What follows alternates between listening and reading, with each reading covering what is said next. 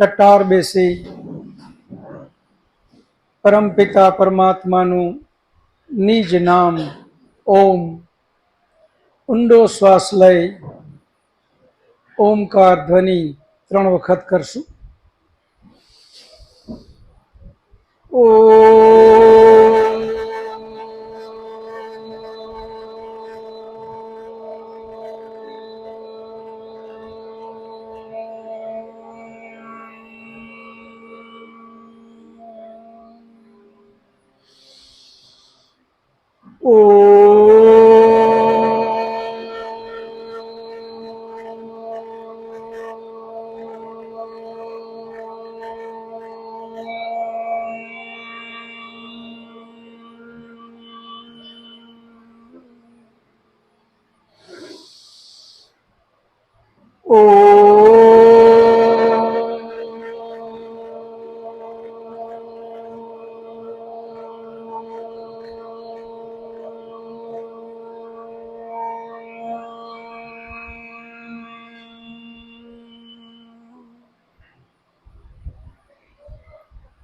ઓમ વિશ્વાનિ દેવ સવિતર્દુરિતાનિ પરાશુવ યત ભદ્રમ તન્ન આસુવ. હે પરમ કૃપાળુ પરમાત્મા, હે દયાળુ, તું એવી કૃપા કર મારી અંદર રહેલા દુર્ગુણ દુર્વ્યસન એ બધા મારાથી કોશો દૂર થઈ જાય, જેનાથી મારું કલ્યાણ થાય, જેનાથી મારી આત્મિક ઉન્નતિ થાય, એવા સદગુણોથી તું મને ભરી દે.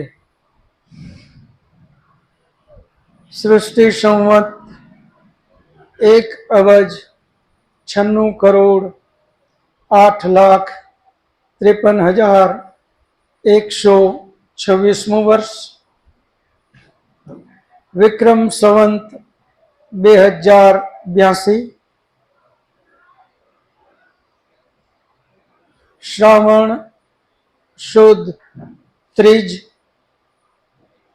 તારીખ 27/7/2025, રવિવાર.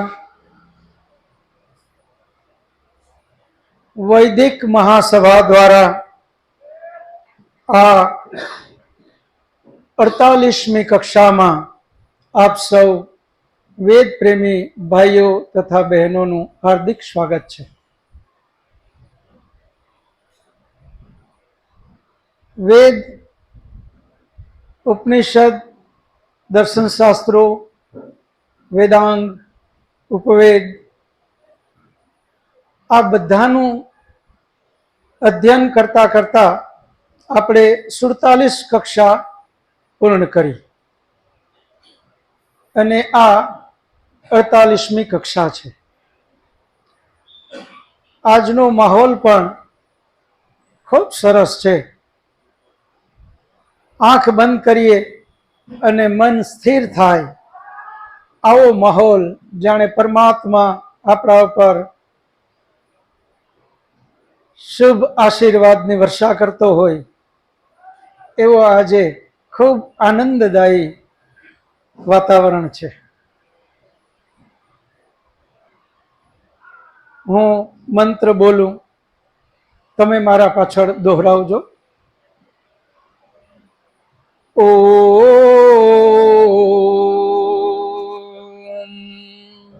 આનંદ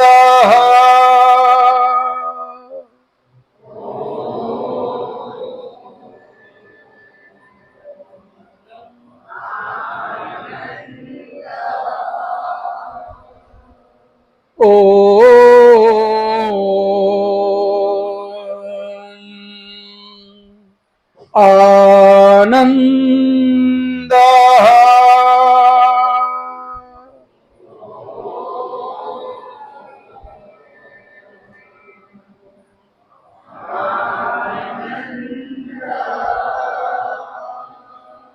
હે પરમ પિતા પરમાત્મા,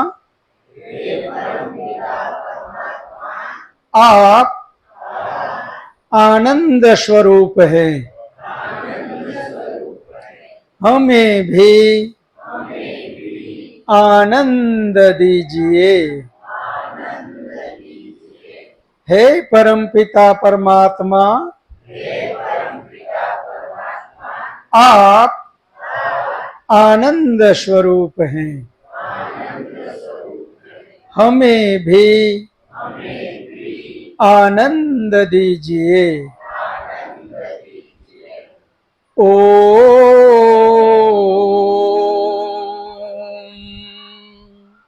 तमसो मा ज्योतिर्गमय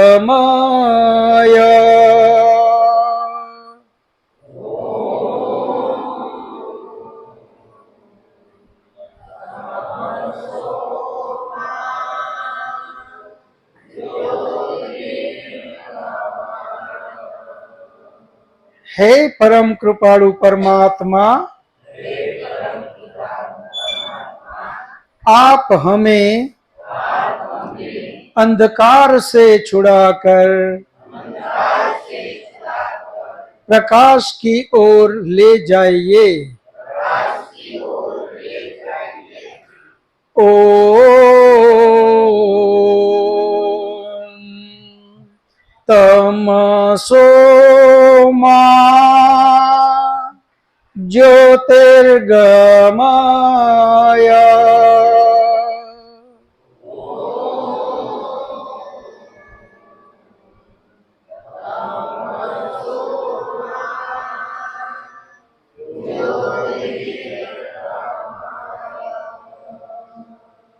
हे परम कृपाळु परमात्मा, आप हमें अंधकार से छुड़ाकर प्रकाश की ओर ले जाइए। ओम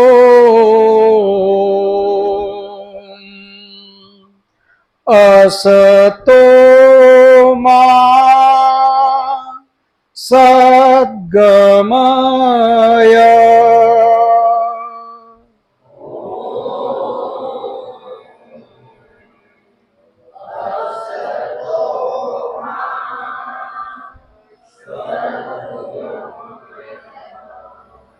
हे परम कृपाळु परमात्मा, आप हमें असत्य से छुड़ाकर सत्य की ओर ले जाइए। ओम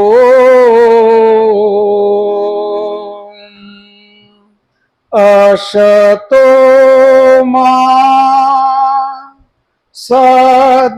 सद्गमय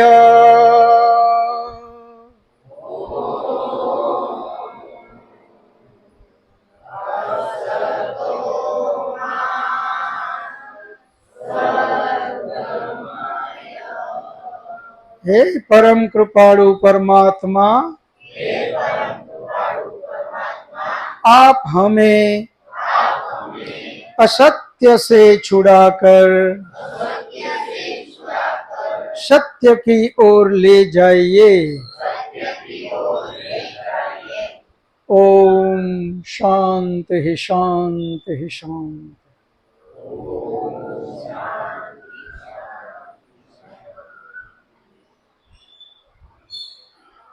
આજે જે ચિંતન કરવાનું છે એ મનુષ્ય જીવન સાથે સીધું સંકળાયેલું ચિંતન આજે કરવાનું છે। વેદની અંદર આત્મા જ્યારે પવિત્રતાની ઊંચાઈઓ ઉપર પહોંચે, પૂર્ણ પવિત્ર બને, ત્યારે પરમાત્મા એને મોક્ષ આપે છે અને એ મોક્ષની અવધિ આપણા વેદમાં ખૂબ લાંબો સમય આપેલી છે। લાંબો સમય એટલે એટલો બધો લાંબો સમય કે આપણી કલ્પનાથી બારે. વેદમાં એમ લખેલું છે કે મોક્ષની અવધિ 36,000 વખત આ સૃષ્ટિ બને અને 36,000 વખત આ સૃષ્ટિનો પ્રલય થાય. એટલો સમય પરમાત્મા આત્માને મોક્ષમાં રાખે છે. 36,000 વખત સૃષ્ટિનું બનવું અને 36,000 વખત સૃષ્ટિનો પ્રલય. સૃષ્ટિનું બનવું એ બ્રહ્માનો દિવસ ગણાય છે અને સૃષ્ટિનો પ્રલય એ બ્રહ્માની એક રાત્રિ ગણાય છે. બ્રહ્માનો એક દિવસ એટલે આ સૃષ્ટિનું બનવું અને રહેવું, અને બ્રહ્માની રાત્રિ એટલે પ્રલયકાળ, એ બ્રહ્માની રાત્રિ છે. સૃષ્ટિનું રહેવું એને આપણે વર્ષની અંદરમાં ગણીએ તો આપણે સૃષ્ટિ સંવત બોલીએ છીએ. જ્યારે પણ આપણે યજ્ઞ કરીએ ત્યારે સંકલ્પ પાઠ બોલીએ, એની અંદરમાં આ સૃષ્ટિ સંવત છેક સૃષ્ટિની શરૂઆતથી બોલે છે આપણા ઋષિમુનિઓ, અને આજે પણ બોલાય છે. અત્યારે હમણાં જ આપણે સૃષ્ટિ સંવત બોલ્યા 1,96,8,53,126 વર્ષ. એનો અર્થ એ છે કે આ સૃષ્ટિને આટલા વર્ષ થયા છે. સૃષ્ટિની પૂરી ઉંમર કેટલી બતાવી વેદમાં, તો એ છે 4,32 કરોડ. કેટલા? 4,32 કરોડ આ સૃષ્ટિની ઉંમર બતાવેલી છે. યાને કે 4,32 કરોડનો બ્રહ્માનો એક દિવસ, અને એ જ રીતે 4,32 કરોડ એ પ્રલયકાળ યાની બ્રહ્માની રાત્રિ. આપણે વ્યવહારિક ભાષામાં પણ બે રીતે વાત કરતા હોઈએ છીએ. આપણને કોઈ પૂછે કે ભાઈ આ શિબિર કેટલા દિવસ ચાલશે, તો આપણે એમ કહીએ કે 1 દિવસ. તો એ 1 દિવસને આપણે કેટલી કલાક ગણીએ? 12 કલાક. હવે આપણને કોઈ એમ કહે કે આ શિબિર 5 દિવસ ચાલશે, તો આપણે ત્યાં રહેવા માટે 12 કલાક જ રહેવાનું છે કે 24 કલાક? આપણે ગણીએ 1 દિવસ અને એમ કરીને 5 દિવસ કહીએ, પણ એ 5 દિવસમાં જ્યારે એ શિબિરમાં જવાનું થાય તો આપણે ગણિત દિવસ અને રાત બંનેનું સરવાળો કરીને જ આપણે ગણતા હોઈએ. એમ અહીંયા આપણે 1 દિવસ બ્રહ્માનો જ્યારે ગણીએ તો માત્ર દિવસની વાત કરીએ તો 4,32 કરોડ, પરંતુ 1 દિવસની વાત જ્યારે કરીએ 24 કલાકની જેમ તો 8,64 કરોડ થશે. બ્રહ્માનો 1 દિવસ 24 કલાકનો કેટલો થશે? 8,64 કરોડ. એવો એનો 1 દિવસ. એ રીતે આપણે જે વાત કરીએ છીએ કે પરમપિતા પરમાત્માએ વેદમાં આત્માને જે મોક્ષની અવધિ બતાવી, એ બ્રહ્માના 100 દિવસ છે. કેટલા? 100 દિવસ. હવે એનો જ્યારે ટોટલ આપણે મૂકશું તો વર્ષમાં અગર મોક્ષની અવધિને ગણીએ તો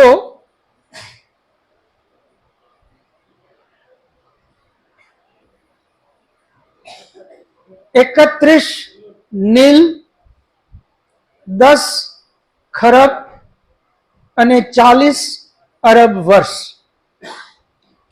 આટલા વર્ષ મોક્ષની અવધિ છે.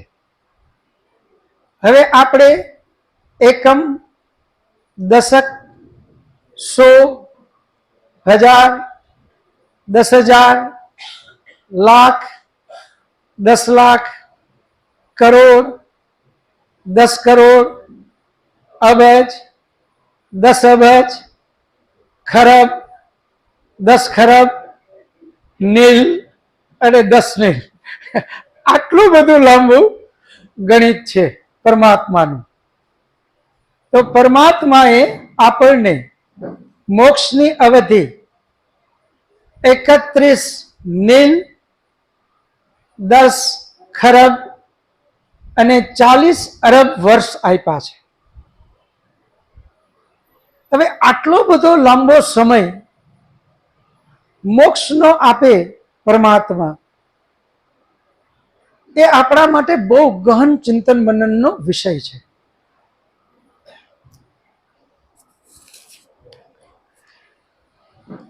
આપણે બધા જ જાણીએ છીએ, જ્યારે પણ વ્યવહારિક જીવનમાં પણ આપણા ઉંમર કરતા જેટલા વર્ષ આપણે ઉંમર થઈ એના પછી રિટાયરમેન્ટ મોટા ભાગના લોકો ઓછું ભોગવતા હોય છે. એટલે કે જીવનની અંદરમાં જેટલી મહેનત કરી 60 વર્ષ પછી તો કોઈ 70 વર્ષ જીવે, કોઈ 80 જીવે, કોઈ હોય વેલા કે જો 100 અને 100 પાર કરે છે. તો વ્યવહારિક જીવનમાં પણ જે અવધિ છે આપણી, એ અવધિ મહેનત વધારે અને આનંદની અવધિ ઓછી છે. તો પરમપિતા પરમાત્માએ આટલું બધું લાંબુ આયુષ્ય મોક્ષનું આપ્યું, આની પાછળ આપણે ચિંતન કરવું જોઈએ. હવે આપણા વેદમાં એક નિયમ આપ્યો, 50-50% સારા કર્મ અને 50% ખરાબ કર્મ, યાની 50% પુણ્ય કર્મ અને 50% પાપ કર્મ હોય તો એને મનુષ્ય જન્મ મળે. હવે 50% પુણ્ય અને 50% પાપ, એમાં જો પરમાત્મા મનુષ્ય જન્મ આપતો હોય તો એનો અર્થ એ થાય કે આપણે જ્યારે જન્મ લઈએ ત્યારે આપણા પુણ્ય વધારે હોય કે પાપ વધારે હોય? વિચાર કરીને મને જવાબ આપવો જોઈએ. જ્યારે આપણે જન્મ લીધો 50-50% ની જ્યારે વાત આવી અને પછી જન્મ આપણે આપ્યો, પરમાત્માએ જોયું કે આને 50% પુણ્ય છે, 50% પાપ છે, આને મનુષ્ય બનાવવો જોઈએ, એટલે એણે મનુષ્ય બનાવ્યો.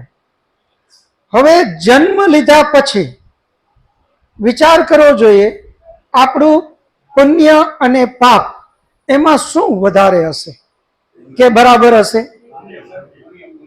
પુણ્ય વધારે હશે. પુણ્ય વધારે હશે, એમાં હાથ ઊંચા કરવો જોઈએ. કેટલા લોકો સહમત છે? ઓકે.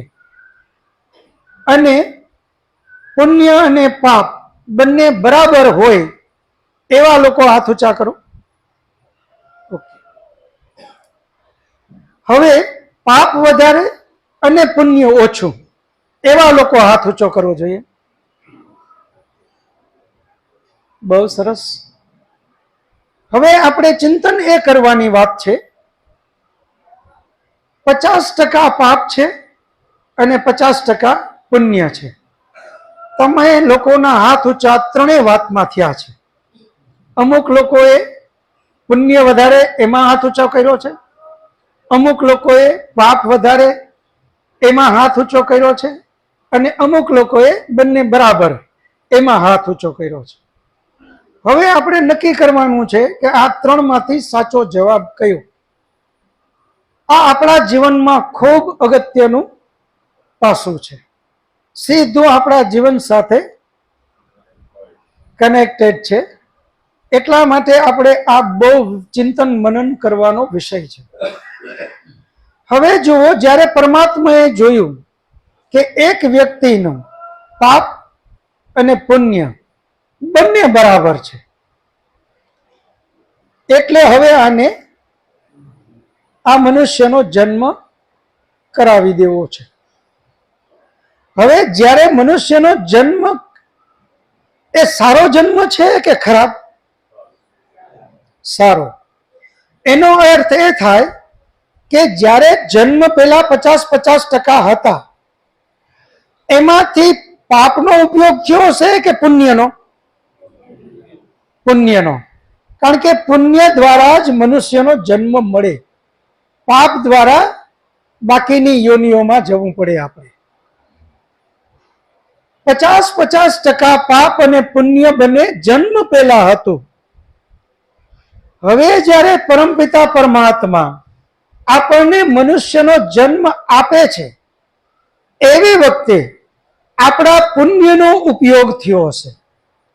જન્મ લીધા પછી આપણી પાસે પાપનો જથ્થો વધારે થઈ જશે અને પુણ્યનો જથ્થો ઓછો થશે. હવે જો જન્મતા જ આપણા પાપનો જથ્થો વધી જાય અને પુણ્યનો જથ્થો ઘટે, તો હવે ચિંતન એ કરવું જોઈએ કે આપણે આમનામ જો જીવનને આપણે પાસ કરી નાખ્યું, પાપ અને પુણ્યના બેલેન્સને બરાબર રાખતા રાખતા રાખતા રાખતા, તો આ વખતે તો મળી ગયું, પરંતુ જે જન્મ લીધાનો માઇનસમાં આપણે ગયા, એ માઇનસને જો પુણ્ય દ્વારા ભર્યું જ નહીં, વધારાનું પુણ્ય કર્યું જ નહીં, તો ફરી પાછો મનુષ્યનો જન્મ મળશે નહીં. હવે આ જ ચિંતનને આપણે આગળ વધારીએ. જન્મ લીધો, જન્મ લઈ અને જ્યાં સુધી સમજણા ન થયા ત્યાં સુધી તો આપણને પરમાત્મા પાપ અને પુણ્યથી બારે રાખે છે. આપણા કોઈ કર્મનું નથી પાપ ગણતો, નથી પુણ્ય ગણતો, કારણ કે આપણને સમજ નથી. બાળક ના સમજ છે, 6 મહિના, વર્ષ, 2 વર્ષ, એના કોઈ પાપ અને પુણ્ય ગણવામાં પરમાત્મા એનું ગણિત માંડતો નથી. પરંતુ પાપ અને પુણ્યની શરૂઆત જ્યારથી બાળક એ ઉંમર સુધી પહોંચી જાય કે હવે એ એની રીતે વિચાર કરે છે, એની રીતે ચિંતન કરે છે, એની રીતે નિર્ણય લેવા માંડ્યો, એટલે એનું પાપ અને પુણ્યનું ભાથું બંધાવા માંડે. આપણે હવે એ વિચાર કરીએ, આપણે જ્યારથી સમજણા થયા ત્યારથી આપણે નાવા માટે પાણીનો ઉપયોગ કર્યો, સારું પાણી વાપરી અને ખરાબ પાણી કરી અને ગટરમાં નાખ્યું. આ શું છે? પાપ છે કે પુણ્ય? પાપ. એ જ રીતે શુદ્ધ હવા શ્વાસ દ્વારા લીધી અને એને ખરાબ કરી બારે કાઢી. આ પાપ છે કે પુણ્ય? પાપ. એ જ રીતે પરમપિતા પરમાત્માની પ્રકૃતિ, એમાંથી શાકભાજી, અન્ન, રસાયણો, ખાવાનું અને પીવાનું જે વેદમાં વિધાન છે, એ વિધાન પ્રમાણે જ આપણે અગર શુદ્ધ શાકાહારી હોઈએ અને લેતા હોઈએ એ શુદ્ધ લઈ અને મળ દ્વારા ખરાબ એને કરીને બારે ફેંકવું, આ પાપ છે કે પુણ્ય? પાપ. એ જ રીતે આપણે આપણા જીવનના ઉપયોગ માટે ઇલેક્ટ્રિસિટીનો ઉપયોગ કરીએ છીએ, મોટરસાયકલોનો ઉપયોગ કરીએ છીએ, વાહનોનો ઉપયોગ કરીએ છીએ, પૈસા કમાવા ફેક્ટરીઓ બનાવીએ છીએ. દરેક જગ્યાએ પરમાત્માની પ્રકૃતિનો ઉપયોગ કરી અને બદલામાં આપણે પ્રદૂષણ અને પ્રદૂષણ જ આપીએ છીએ. આ બધું આપણે પાપ કરીએ છીએ કે પુણ્ય? પાપ.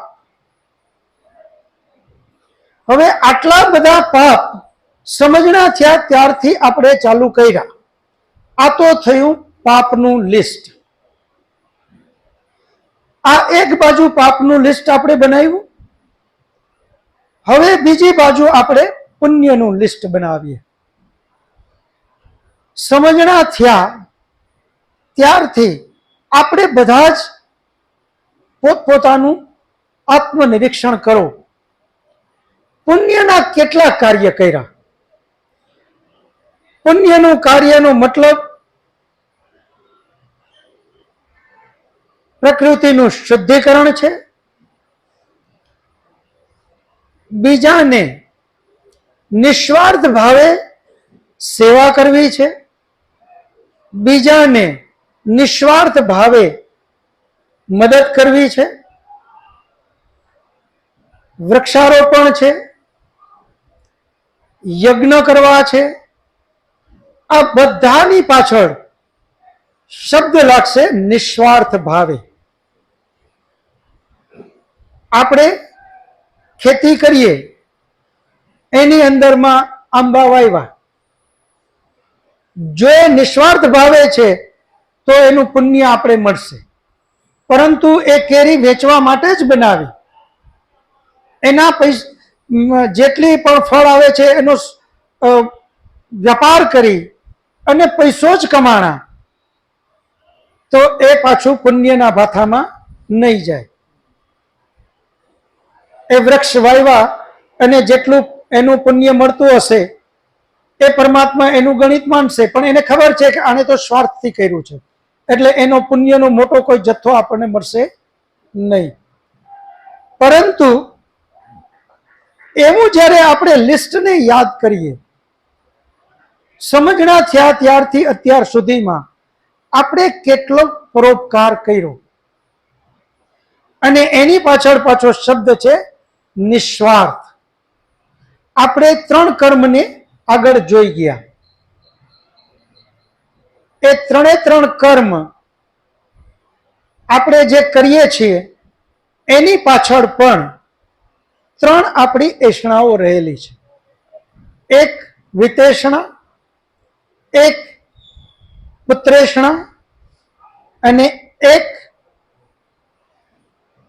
આપણને બધાને જે વધારેમાં વધારે તકલીફમાં મૂકે છે, સંસારી નહીં, બાકીના બધાઓને પણ ખૂબ જ તકલીફમાં મૂકે, એ છે ત્રીજી એષણા લોકેષણા.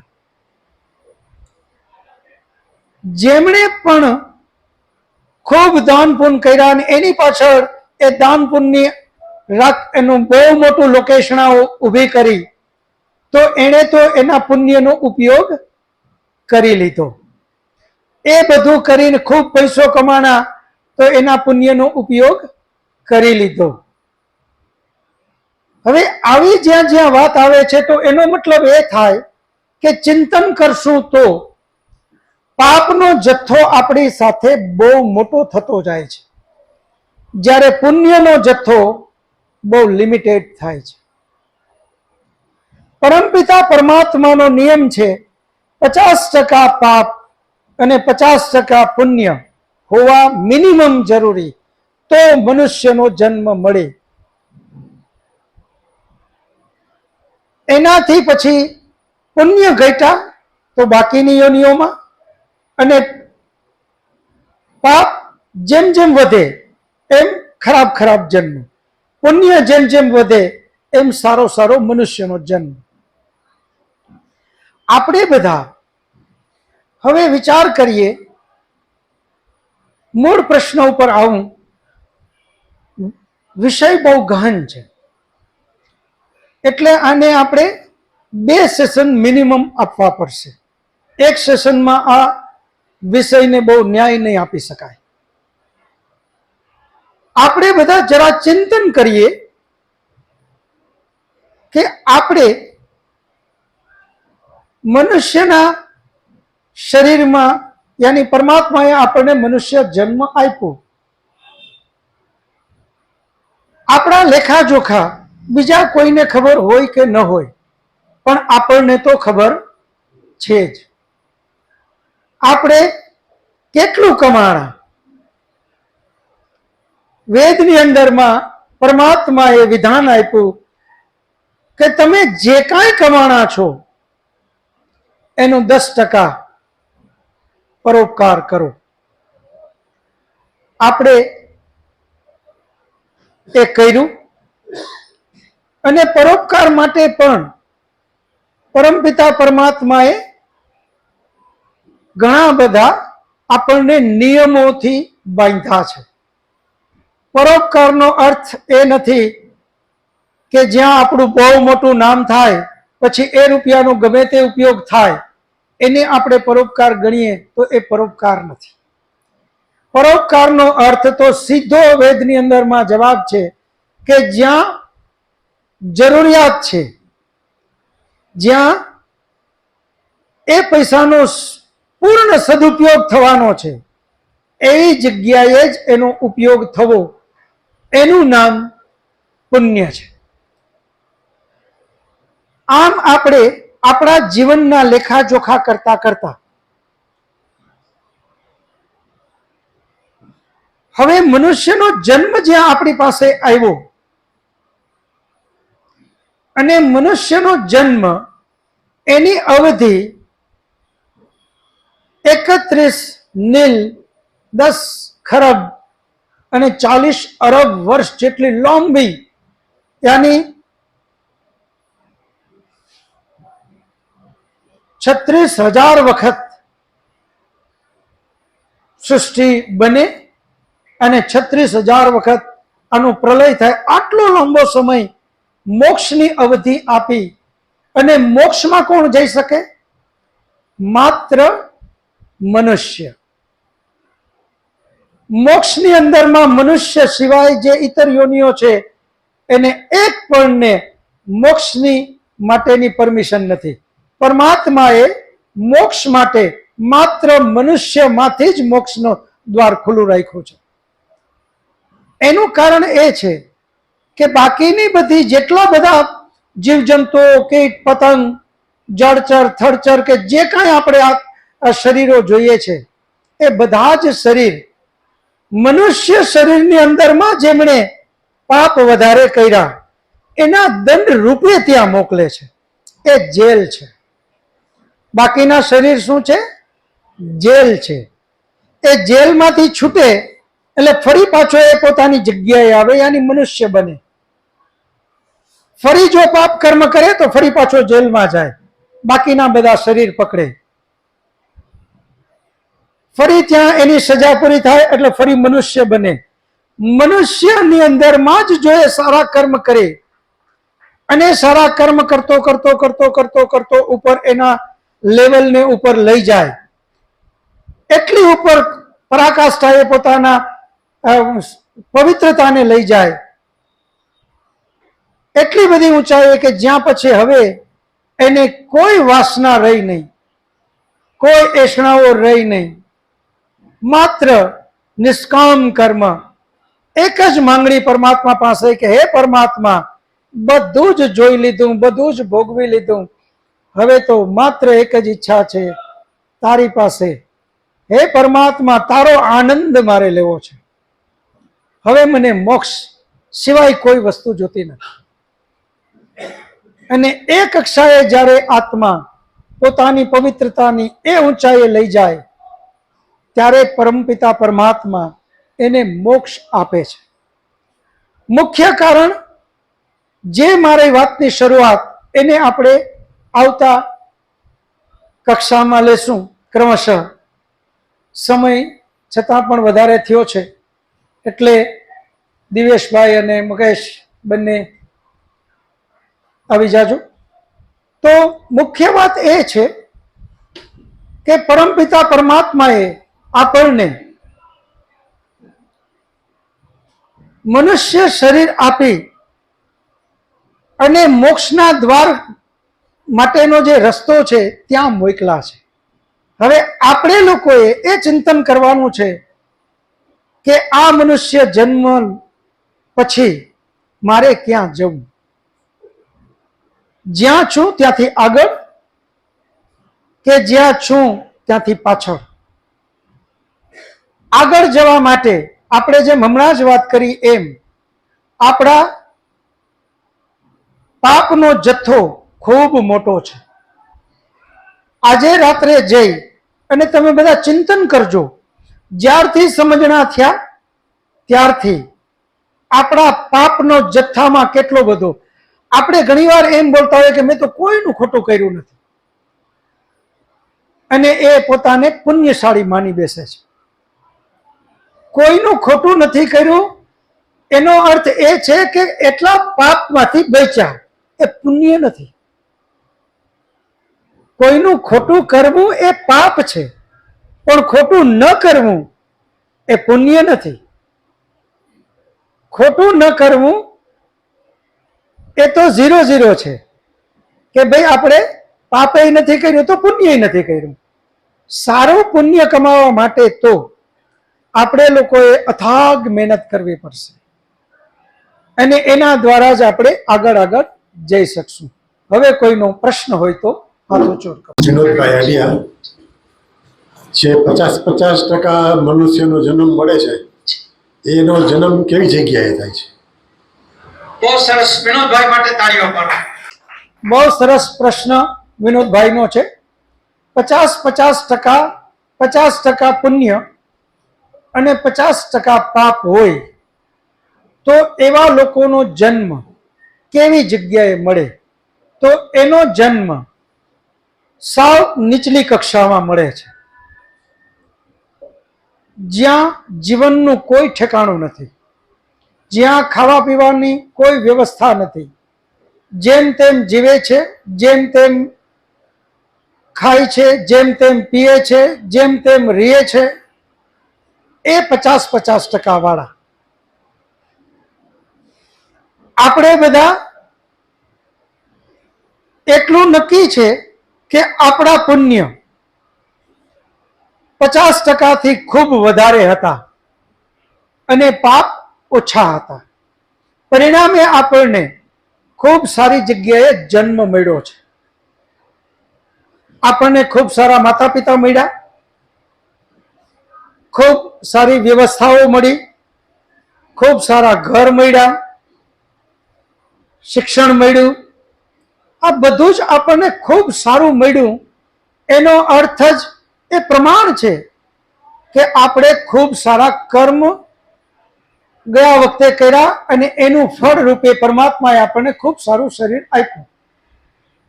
આપણે વૃષ્ટપૃષ્ટ છીએ. આ બધું જ બતાવે છે કે આપણે 50%થી ખૂબ વધારે સારા કર્મ અને પ્રમાણમાં પાપ ઓછા. એનું ફલશ્રુતિ આજે આપણને ખૂબ સારો જન્મ છે.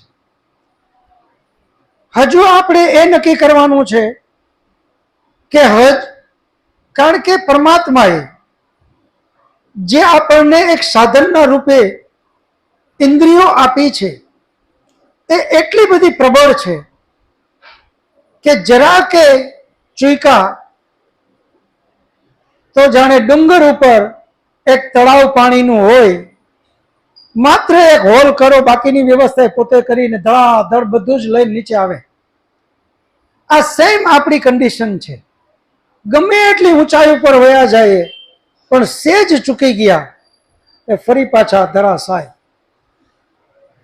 આપણને આ જન્મ ખૂબ સારો મળ્યો છે. ગયા વખતે આપણે ખૂબ ચીવટ રાખી હશે. ગયા જન્મમાં આપણે ખૂબ સારા કર્મ કરેલા છે.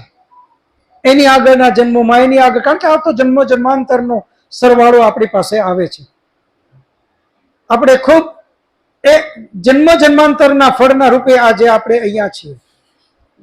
તો હવે આ જન્મમાં એમાં પણ પરમપિતા પરમાત્માએ આપણા ઉપર કૃપા કરી વેદ જેવા મહાન ગ્રંથોનું અધ્યયન કરવા આપણે બધા ભેગા થઈએ છીએ. આ પણ એક આપણા પુણ્યનો જ ફળ છે. જ્યારે આપણને આપણા આવા સારા કર્મનું જ કોઈ ફળ હોય તો જ પરમાત્મા આવી પ્રેરણા આપે છે. અને એ પ્રેરણા આપણે તો જ લઈએ છીએ. પરમાત્મા તો ઘણાને પ્રેરણા આપતો હશે, પરંતુ બધા એ પ્રેરણા લઈ શકતા નથી, કારણ કે એમના કર્મ સારા નથી, એની અંદર સંસ્કાર સારા નથી, તો એ આ પ્રેરણા લઈ શકતા નથી. આપણે બધા આટલી મોટી સંખ્યામાં અહીંયા વેદ અધ્યયન કરવા એકત્રિત થઈએ છીએ. એનો અર્થ જ એ છે કે આપણે ખૂબ સારા કર્મ કર્યા છે. એનું બેલેન્સ તો આપણી પાસે છે. હવે આપણે એટલું જ વિચારવાનું છે કે આ બેલેન્સને કેમ કરીને હજુ વધારતા જઈએ, કેમ કરીને હજુ વધારતા જઈએ. કયું કર્મ કરું તો મારું પુણ્યનું ભાથું વધે, કયું કર્મ કરું તો મારું પાપનું ભાથું વધી જશે. જ્યાં જ્યાં પાપનું ભાથું વધે એવા બધા જ કર્મને ચોકડી મારતા જઈએ. સારા કર્મની અંદરમાં પણ કેટેગરી બનાવીએ. સૌથી ઉત્તમ કર્મ તો જ્ઞાન, જ્ઞાન લેવું અને જ્ઞાન દેવું. આપણા વેદ એમ કહે છે કે આ સર્વોત્તમ કર્મ છે. તો એનું આપણે ભાથું બનાવીએ. અને આપણે એવું ન વિચારીએ કે આ ભાથું આપણે તો કેમ કરીને વધારીએ. અહીંયા જ છેટ રણછોડ નગરમાંથી અરવિંદભાઈ હાપલિયા અહીંયા આવે છે. જરા ઊભા થશે પોતાની જગ્યાએ, અને વાલજીભાઈ ઢોલરિયા બંને ઊભા થાવ. એ અરવિંદભાઈ અને વાલજીભાઈએ એવી વાત કરી, બેસું, કે હવે અહીંયા તો આ રવિવારની કક્ષા ચાલે જ છે, પરંતુ જો તમે સુરેશભાઈ અનુમતિ આપો તો અમે રણછોડ નગરમાં એક કક્ષા નવી ચાલુ કરીએ. મને એમનો વાત સાંભળી બહુ આનંદ થયો કે સામેથી એમણે આ ઈચ્છા વ્યક્ત કરી, અને ત્યાં એમણે બધી જ વ્યવસ્થા કરી. એક વિઝન સ્કૂલ છે, ડીમાર્ટની બરાબર બાજુમાં જ પાછળ. બહુ સારી સ્કૂલ, મોટું આના કરતા ડબલ હોલ છે, જ્યાં stage, speaker, mic, sound system બધું જ વ્યવસ્થિત રેડી. એવી જગ્યાએ એમણે એ કક્ષા ચાલુ કરાવી. હવે વિચાર કરો, ત્યાં પહેલી જ કક્ષામાં લગભગ 35 લોકો આવ્યા. એ 35 લોકોએ જે જ્ઞાન લીધું એની અંદરમાં એ લોકોનું કેટલું પુણ્યનું ભાથું બંધાણું. કારણ કે એ જ્ઞાન એના સુધી પહોંચાડવામાં એ માધ્યમ બન્યા. આપણે પણ આ જ રીતે આ કેટેગરી બનાવીએ. સત્ય વિદ્યા લોકો સુધી પહોંચાડવા માટે અથાગ મહેનત કરીએ. 2 લોકો જ કેમ ના આવે, કોઈ વધારે અપેક્ષા નહીં. આપણી અપેક્ષા પરમાત્મા તરફથી છે. પરમાત્મા આપણને એનું ફળ આપશે, અને ફળની અપેક્ષા પરમાત્મા પાસેથી કરો. વ્યક્તિ તો આપી આપીને શું આપશે? જે મોક્ષ સુધીની યાત્રા આપણે મનુષ્ય જીવનમાં કરવાની છે એ તો માત્ર પરમાત્મા જ આપી શકે. એટલા માટે આપણે વધારેમાં વધારે બધા મહેનત કરીએ, સત્ય વિદ્યાને બધાએ પહોંચાડીએ, પુણ્યના કામ કરીએ, વૃક્ષારોપણ કરીએ, યજ્ઞ કરીએ. ઘરમાં સાપ્તાહિક યજ્ઞ શરૂ કરો. રોજ યજ્ઞ ન થઈ શકે તો પહેલા શરૂઆત કરો સાપ્તાહિક યજ્ઞથી, અને એ સાપ્તાહિક યજ્ઞને આગળ લઈ અને પછી દૈનિક યજ્ઞમાં એને રૂપાંતરિત કરો. આ રીતે પુણ્યના કામને વૃક્ષારોપણમાં લાગો. અને એ બધું કરતા કરતા જ્યાં જ્યાં આપણે જરૂર છે પાણીની, તો જેટલી જરૂર છે એટલું જ વાપરો. એનાથી વધારે પાણીનો દુરુપયોગ ન કરીએ. એ પણ પાપ છે. પાપ તો આપણે વગર વિચારે કરતા જ જઈએ છીએ. જ્યાં પુણ્યની વાત આવે છે ત્યાં આપણી બ્રેક લાગી જાય છે. તો પાપમાંથી આપણે બચીએ અને પુણ્યને વધારેમાં વધારે કરીએ. હવે કોઈનો પ્રશ્ન હોય તો. જી બેટા, પહેલા તારું નામ બોલજે. મારું નામ આરવ છે. મારો પ્રશ્ન ઈ છે કે જેને પાપ કરવું હોય એનો જન્મ કેવી રીતના ચાલુ થાય? બહુ સરસ. આરવ માટે તાળીઓ પાડો બધા. બહુ, જો આટલા દીકરાને આવી હિંમત અને આવી વિચાર, આવું ચિંતન છે કે જેના પાપ બહુ વધી જાય તો એનો જન્મ ક્યાંથી થાય, શરૂઆત ક્યાંથી થાય? તો એમાં આરવ બેટા એવું છે કે જેટલા પાપ કર્યા, પાપ અનેક પ્રકારના છે અને એની તીવ્રતા પણ અલગ ઓછા વધતી છે. એક કોઈએ જેમ કે પાપ કર્યું, એક વ્યક્તિએ એક વ્યક્તિનું હત્યા કરી નાખી, તો હત્યા તો પાપ છે.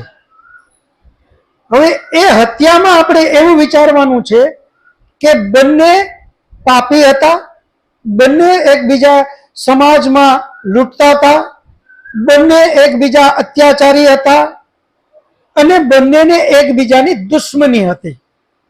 એટલે એક વ્યક્તિએ એક વ્યક્તિને મારી નાખ્યો, તો એ પણ હત્યા જ છે.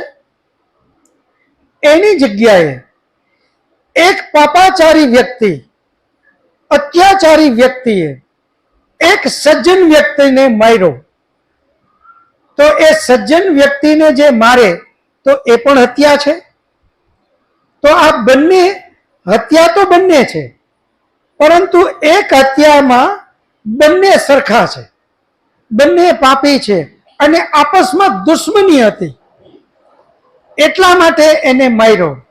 અને એક હત્યામાં એક નિર્દોષ વ્યક્તિને એક પાપાચારીએ માર્યો, એ પણ હત્યા. તો ત્યાં એનું પાપ ખૂબ મોટું હશે. જ્યારે ત્યાં જે માર્યું એનું એ પાપ તો એને લાગશે, પરંતુ ઓછું. તો જ્યાં પાપ ખૂબ વધારે લાગે તો એવી જગ્યાએ પરમપિતા પરમાત્માએ એને ખૂબ અલગ અલગ જીવજંતુઓમાં મોકલવો પડે. એ પાપ એક જ જન્મમાં ભોગવાઈ જાય આવું જરૂરી નથી. એ પાપ તો ખૂબ લાંબુ ચાલે. એકવાર એને કૂતરો બનાવ્યો તો કૂતરાની ઉંમર તો કેટલી, 12 વર્ષ. બીજી વાર એને સિંહ બનાવ્યો, ત્રીજી વાર હરણ બનાવ્યો, ચોથી વાર ગટરનો કીડો બનાવ્યો, 5મી વાર વળી પાછો કંઈક નવું. આમ આપણામાં કહેવત છે કે 84 લાખ. આજનું જો કે સાયન્સ તો એમ કહે છે કે આ તો બહુ ઓછું છે, 84 લાખ. 84 લાખ ફિગર તો ઘણો ઓછો છે. આજનું સાયન્સ તો એમ કહે છે કે બિલિયન્સમાં આવા જીવજંતુઓ છે. તો એમાં અલગ અલગ જગ્યાએ એ મોકલે અને જ્યારે એનું પાપનું ટોટલ એ ફળ ભોગવી લે અને પછી પાછું 50-50% એ પુણ્ય અને પાપ બે આવે, ત્યારે એને ફરી પાછો સાધારણ મનુષ્ય બનાવે અને એની યાત્રા આગળ ચાલે. આપણે જે ક્રમશઃ આવતી કક્ષામાં જે કરવાના છીએ એ આના ઉપર જ ચિંતન કરવાનું છે કે આટલી બધી લાંબી અવધિ પરમપિતા પરમાત્મા મોક્ષની શું કામે આપે છે. એનો જવાબ જ આની ઇર્દ ગિર્દ આપણી પાસે છે અને એનું ચિંતન આપણે આવતે વખતે કરશું. કોઈ ત્રીજો પ્રશ્ન હોય તો. મારું નામ પંથ છે અને મારો પ્રશ્ન ઈ છે કે કોઈ કે આન પહેલાના જન્મમાં બહુ બધા પુણ્ય કર્યા હોય ને ઓછા પાપ કર્યા હોય તો એને મનુષ્યના રૂપમાં જન્મ મળે. બહુ સરસ. પંથભાઈ માટે તાળીઓ પાડો. મનુષ્યનો જન્મ જ ની ટકાવારી છે બેટા, જેમ હમણાં વાત કરીએ.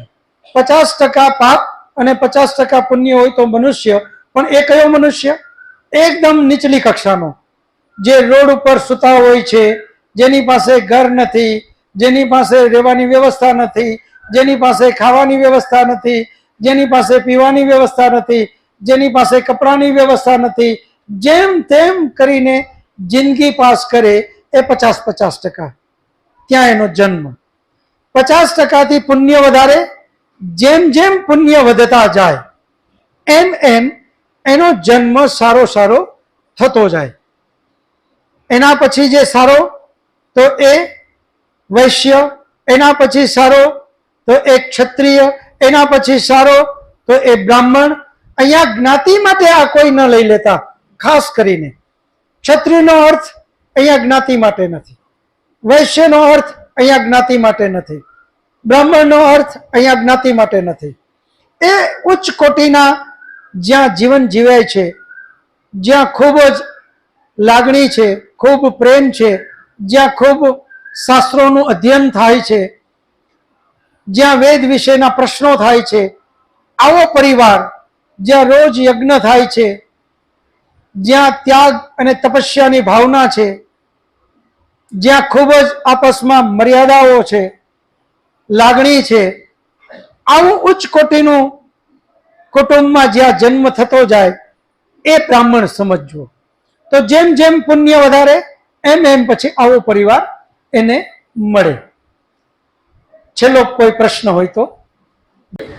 હરેશભાઈ જોશી, જી એ પાપી માણસનું હત્યા કરે જી તો એ પાપ છે કે પુણ્ય છે, અને એને પુણ્યનું કંઈક મળે, પાછું મળે કે નહીં હત્યા કરનારને? બહુ પ્રશ્ન લોજિક છે કે પાપીનો કોઈ હત્યા કરી નાખે તો એને પાપ મળે, પુણ્ય મળે કે શું? તો આની અંદરમાં આપણે 2-3 વિભાગ કરવા પડશે હરેશભાઈ. જેની પાસે આ સત્તા છે દંડ આપવાની, એને જ માત્ર પરમાત્માએ સત્તા આપી એ જ એનો ઉપયોગ કરી શકે. પરમાત્મા અને જે તે દેશમાં રહેતા હોઈએ એ દેશના બંધારણે જેને સત્તા આપી છે એ સત્તાનો ઉપયોગ કરી અને ખરેખર ન્યાય કરે. એક પાપી માણસ પકડાય, એને ખૂબ અત્યાચારો, ખૂબ હત્યાઓ કરી અને એને ફાંસીનો હુકમ આપવાનો જજને અધિકાર છે. એ જજ એને ફાંસી આપી શકે. હવે અહીંયા તમે વિચાર કરો, એક જજ ફ્રીમાં ત્યાં બેઠા છે કામ કરવા? ફ્રીમાં ત્યાં બેઠા નથી. એ જજ એની સેલરી લે છે. પરમાત્મા તરફથી અને બંધારણ તરફથી એણે બંધારણના સોગંદ લીધા છે કે હું ન્યાયનું જ કામ કરીશ, હું ક્યારેય અન્યાય નહીં કરું, હું બંધારણનું ચુસ્તપણે પાલન કરીશ, બંધારણ વિરુદ્ધ હું ક્યારેય ન્યાય નહીં આપું. આ એનું કર્તવ્ય છે. એણે એક પાપીને, એક અત્યાચારીને, જેણે ઘણી બધી હત્યાઓ કરી, એને ફાંસી આપવું આ એનું કર્તવ્ય છે. એ ફાંસી આપશે તો એને પુણ્ય નહીં મળે. પરંતુ જો એને ફાંસી ન આપી, લાંચ રૂશ્વત લઈ અને એને નિર્દોષ છોડ્યો, અથવા તો એને બીજો સામાન્ય દંડ આપી અને ફાંસીમાંથી બચાવ્યો, તો એ પાપનો ભાગીદારી ચોક્કસ બને છે, એને પાપ મળશે. જો હવે અહીંયા એક એનો બેનિફિટ બીજો કયો છે, હવે એને પુણ્ય ન મળ્યું પરંતુ એણે બરાબર ચુસ્તપણે નિયમનું પાલન કરી અને એણે ફાંસી આપી, તો પુણ્ય ન મળ્યું પરંતુ એને એના સંસ્કાર મળ્યા. જે વેદનું વિધાન છે, જે આ દેશનું બંધારણ છે, એનું ચુસ્તપણે પાલન કરી અને ફાંસી આપવાથી એને અંદરથી એક આનંદ આવ્યો અને એ આનંદના સંસ્કાર એને પડ્યા, જે સંસ્કાર એને વર્ષો સુધી આનંદ આપશે, વર્ષો સુધી એમની અંદરમાં એક મોટામાં મોટો આત્મવિશ્વાસ જગાડશે. જ્યારે પાપ કરશે તો આત્મવિશ્વાસ વગરનો થશે, આનંદ વગરનો થશે. આ બધું જ એક તરફથી પરમાત્માની ન્યાયની વ્યવસ્થા જ છે. હવે રહી વાત એક વ્યક્તિની, કોઈ સામાન્ય વ્યક્તિએ, જેને એ સત્તા નથી એને મારવાની, પરંતુ એક પાપીનું એક વ્યક્તિએ એને હત્યા કરી, તો એ પરમાત્માનો ન્યાય નથી. હત્યા તો હત્યા જ છે. હા, એનામાં એ શક્તિ હોય તો એ હત્યારાને લઈ જાય પોલીસમાં, એને પકડાવે, એને એની સજા અપાવે. હા, એને એમ લાગે કે ના, હવે આના સિવાય કોઈ વિકલ્પ જ નથી, મને ક્યાંય ન્યાય મળે એમ જ નથી, તો એ પ્રમાણે જ્યારે એવી પરિસ્થિતિમાં એને મારે છે, એની હત્યા કરે, તો મેં જેમ કીધું એમ પાપની તીવ્રતા એના કર્મ ઉપર જ આધારિત છે. લાગે કે એ ખરેખર નિર્દોષ વ્યક્તિ છે, એમને પેલો ભાઈ હત્યારો જે છે ખરેખર એ પાપાચારી છે, એ એને પરેશાન કરે છે. એવા સંજોગોમાં આપણો વેદ અને આપણા બંધારણ બંનેને પરમિશન આપે છે કે આત્મરક્ષણ કરવા માટે કોઈને મારવો પડે તો એ પાપ નથી. સ્વરક્ષણ માટે તો કઈ પ્રકારનું કર્મ છે, કઈ પ્રકારની વાત છે, એ પ્રકારે જ આપણે આને લેવું પડશે. પાપ અને પુણ્ય સીધે સીધો હિસાબ નહીં માંડી શકાય. એક વ્યક્તિએ આ એક વ્યક્તિનો હત્યા કરી તો એની પાછળનું કારણ શું, આ બધું જ જ્યારે ટોટલ સામે આવશે ત્યારે જ આપણને ખબર પડશે કે આ હત્યાની પાછળ આને ખરેખર કયું કર્મ કર્યું. એ કર્મના હિસાબે પરમપિતા પરમાત્મા એને ન્યાય આપે છે. અને જો એ કર્મ આપણે ભૂતકાળમાં પણ જોઈએ તો આપણે ઘણા એવા સારા વિદ્વાનને જેનું પવિત્રતાથી જીવન હતું પણ એમણે હથિયાર ઉપાડવું પડ્યું છે. તો જ્યારે પવિત્રતાથી જીવે છે પરંતુ જ્યારે હથિયાર ઉપાડે તો એને એના વ્યક્તિગત વાંધો નહોતો. તમે એના ઊંડાણમાં જાશો તો એને સમાજ માટે થઈ અને એક હત્યા કરી, એને પગે લાગે, એના પ્રત્યે એને આદર પણ હોય, પણ એ રાષ્ટ્ર અને સમાજને નુકસાન કરતા છે. એને ખબર છે કે આને જો હું નહીં હટાવું તો આ રાષ્ટ્રને બહુ મોટી નુકસાની આવશે. પરિણામે જ્યારે એની હત્યા કરે તો પરમપિતા પરમાત્મા એની અલગ ન્યાય આપે છે. જ્યારે એક નિર્દોષને કોઈ મારે તો પરમપિતા પરમાત્મા એને અલગ રીતે ન્યાય આપે છે. કારણ કે બધાની પરમાત્મા પાસે તો ખુલ્લી કિતાબ છે, બધાનો હિસાબ કિતાબ એની પાસે તો બહુ ક્લિયર કટ છે. એટલે આપણે એક ચિંતન મનન હંમેશા કરીએ કે હું જે કાંઈ કર્મ કરું આની પાછળનો મારો ભાવ શું છે. આપણે એકબીજાનો ભાવને નહીં સમજી શકીએ, પરંતુ પરમાત્માથી આપણે છુપું રાખી શકશું નહીં. એ તો આપણી અંદર બેઠેલો છે અને એ આપણા બધા જ ભાવને જાણે છે. દરેક રીતે આપણો બધો જ હિસાબ કિતાબ એની પાસે છે. આપણે બધા આજે એટલું નક્કી કરીને અહીંયાથી જઈએ કે હે પરમાત્મા, ઈશાવાસ્યમ ઇદમ સર્વમ યત કિંચ જગત્યામ જગત. જગત્યામ જગત શબ્દ વાપર્યો કે હે પરમાત્મા, જગત્યામ એટલે ગતિમાન, અને જગત્યામ ઉપરથી જ જગત શબ્દ વાપર્યો કે આ જગત પણ ગતિમાન છે.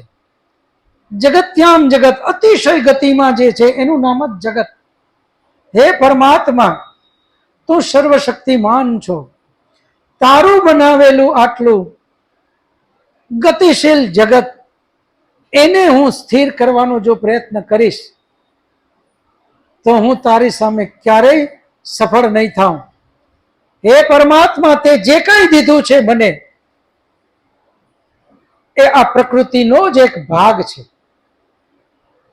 તે જો તમામ વસ્તુ ગતિમાન બનાવી હોય તો હું એમ કેમ માની બેસું કે આ તો બધું મારું. અને હું કેમ માલિક થઈને બેસી જાઉં? હે પરમાત્મા, એટલી શક્તિ દે કે આ જે કાંઈ મને તે આપ્યું છે એ ગતિમાન જ હોય તો મારા હાથે એનો સદુપયોગ કરી અને ગતિમાન રાખું. હું પુણ્યનું ભાથું મારું ભેગું કરતો જાઉં, ભેગી કરતી જાઉં. ક્યારેય એવો પ્રયત્ન ન કરું કે હું આ બધાને મારી અંદર દબાવવાની ટ્રાય કરું. હું લઈ અને એનો માલિક થઈ જવા બેસું. હે પરમાત્મા, આ જગત તે ગતિમાન બનાવ્યું છે. જો હું એને માલિક થઈને એના ઉપર બેસી જઈશ તો એક દિવસ એવો આવશે કે હું જ પોતે ગતિ કરી જઈશ. આ બધું જ અહીંયા રહી જવાનું. ગતિમાન જગત છે. મારા હાથે હું ગતિમાન નહીં રાખું તો હું પોતે ગતિમાન બનીશ. એક દિવસ એવો આવશે કે બીજાના હાથમાં જશે જશે ને જશે જ. હું નહોતો ત્યારે પણ આ હતું, હું છું ત્યારે પણ છે, અને હું વયો જઈશ પછી પણ આ રહેવાનું. હું આ કોના માટે કરું છું? આ ચિંતન મનન આપણે ખાસ કરીએ. આવતી વખતે આ વસ્તુનું ચિંતન ખાસ કરીને આવજો કે પરમાત્માએ આટલી બધી લાંબી અવધિ મોક્ષની આપવાનું પાછળનું કારણ શું? એનું ચિંતન આપણે ક્રમશઃ કરશું. સમય પૂર્ણ થાય છે. બધા ટટાર બેસી શાંતિ પાઠ કરી. આજે 2-4 અગત્યની જાહેરાતો પણ કરવાની છે એટલે એ પણ હું કરીશ. શાંતિ પાઠ કરી પ્રસાદ લઈ બધા છૂટા પડશું. શાંતિ પાઠ. ઓમ ધ્યો શાંતિરંતરિક્ષમ શાંતિ પૃથ્વી શાંતિરાપઃ શાંતિરૌષધયઃ શાંતિ વનસ્પતયઃ શાંતિર્વિશ્વે દેવા શાંતિર્બ્રહ્મ શાંતિ સર્વં શાંતિ શાંતિરેવ શાંતિ સમા શાંતિરેધિ.